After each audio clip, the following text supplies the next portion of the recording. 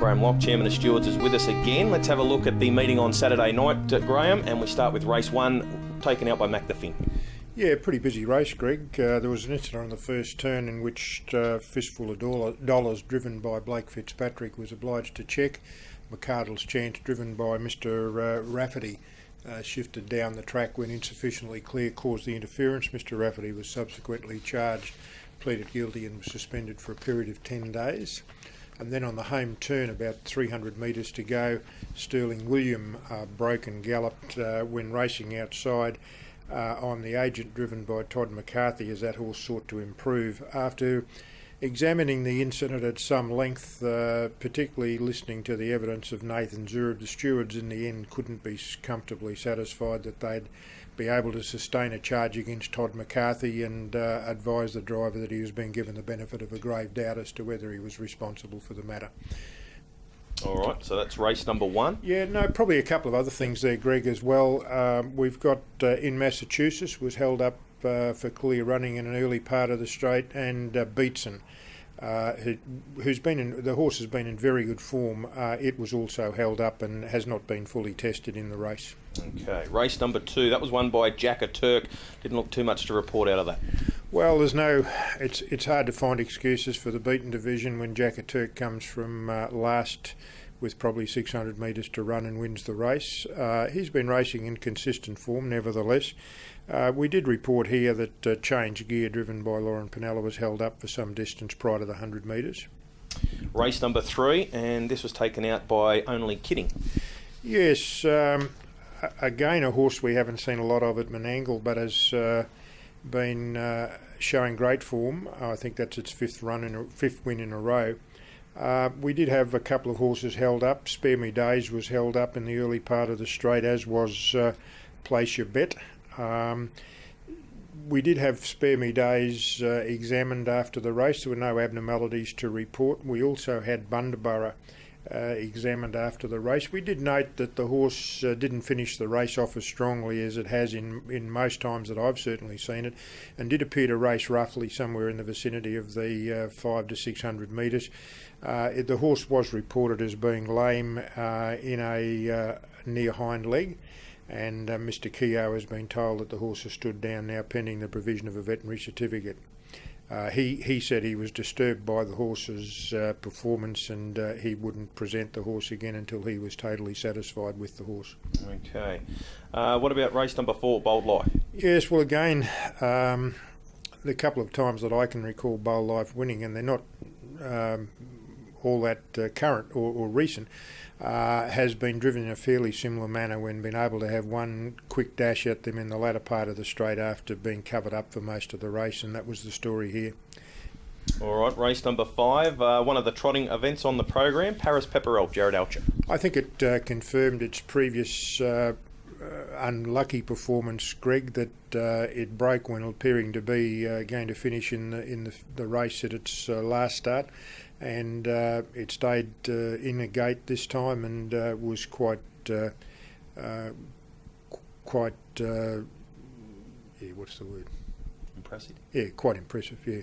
All right. What about Merrywood Ruby in race number 6? There's a little bit out of this race. Yes, look, first of all, we delayed the all clear because Merrywood Ruby had shifted up the track, and stewards were just concerned that the horse Vinland, driven by Luke McCarthy, had been impeded to a degree. Having seen the vision, we were satisfied that Vinland hadn't been impeded, declared the all clear. We did issue a warning against Merrywood Ruby. We examined the last probably 100 metres of the race, looked at Robert Morris's driving of the horse of that period and the horse's manners itself, and finally issued a warning against Merrywood Ruby shifting up the track and exhibiting those traits in future.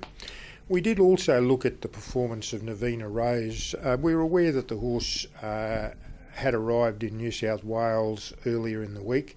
We did ask Mr Gath what the transport arrangements were, and Mr Gath said that the horse had left Invercargill 7 days before the race, had travelled via Christchurch to New South Wales, and arrived here on Wednesday. Had pleased Mr Dunn, who'd looked after the horse in Christchurch, and had pleased Mr both trainer Kerry Ann Turner and Robert Morris, who looked after the horse here at Menangle. And Mr. Gath said on the reports that he got, he was satisfied to start the horse. However, post-race, he was of the opinion that the travel had taken its toll, and he wouldn't be starting the horse again until he was satisfied and had trialled it. Mr. Gath did say that he'd been placed under some pressure by some of the owners to start the horse, which I understood had trialled well in New Zealand and they'd paid significant money for. Stewards will examine the whole matter, Greg, because I think the punter's probably entitled to a little bit more protection. I accept Mr. Gath, from a professional perspective, has taken the view that the horse was suitable to race, but we will investigate as to whether there's a requirement in future for those horses to have trialled in New South Wales after not having started or not having previously started, as was the case here, in a race in New Zealand. Okay, now what about Bling It On in race number 7? Now we saw Suave Stewie Lombo back to his old tricks at the start. Well, I think the race fell apart completely and factors changed as far as the race was concerned when Suave Stewie didn't come off the gate. It's unfortunate. That's essentially the behaviour that Shane Tritton had tried to remedy late in his last preparation. He appeared to have been driven conservatively at his two of his 3 previous starts. At his last start he came off the arm but had handed up, and for whatever reason the horse has galloped again, and I know that Lauren Pinella was disappointed. My understanding is that she's not happy to drive the horse in the immediate future. So look, let's hope for the industry's sake that Mr. Tritton can remedy the position. I noticed that David Morris has been declared to drive the horse on Saturday night. Okay, anything else out of that race? Look, I'm Mr. Bryside. In the way the race was run, ended up in probably a position where he didn't want to be, and was held up for the majority of the straight. But look, just a race where there appears to have been a complete turnaround in the pace of the race as a result of what happened at the start, and the tactics of drivers have had to change accordingly. Now, race number 8, another one of the trot. Our Dainty Lady was the winner. Yeah, dominant really, which was the word I was looking for before with the stablemate. We did note here that Chiara Delight, driven by Mr. Adams, was out of position at the start, as was our Summer Vacation, driven by Mr. Rattray. We did ask Mr. Rattray into certain aspects of his drive on the horse.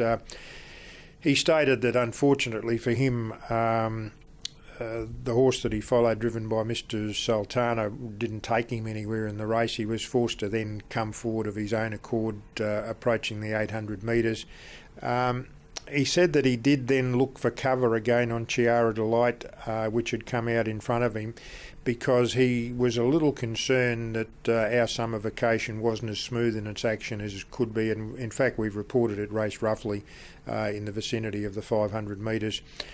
So I'm sure that the stable will attend to those aspects, and we'll probably see a slightly different horse the next time we see it. Okay, and the last was taken out by Oops I Can Trot.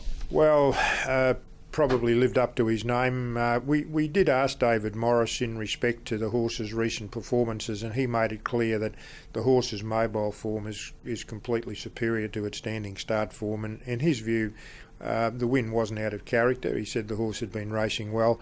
I think probably the race was destroyed to some extent. We had 4 horses that made errors, and in that regards became a lacklustre affair. But at the end of the day, he was the one that trotted. And finally, I'll just take you back to Newcastle on Friday night, a race where Glenn Lochar and Lauren Pinella driven very aggressively in the early and middle stages of the race. Yes,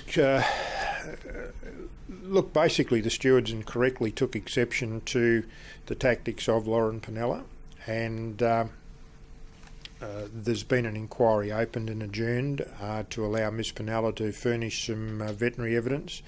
And when that veterinary evidence is available and the stewards assess it, that inquiry will continue. Essentially, the stewards were concerned that Glenn Lochar and Artique basically led the field at various stages by a long distance. Artique was the eventual winner of the race by a considerable margin. The horse had quite presentable form at Menangle, running reasonably quick times for that class of horse, and they were concerned, I think, and this is my view of proceedings, they were concerned that the option was there for Lauren Pinella to take a trail, and in the circumstances inquired as to why that didn't occur.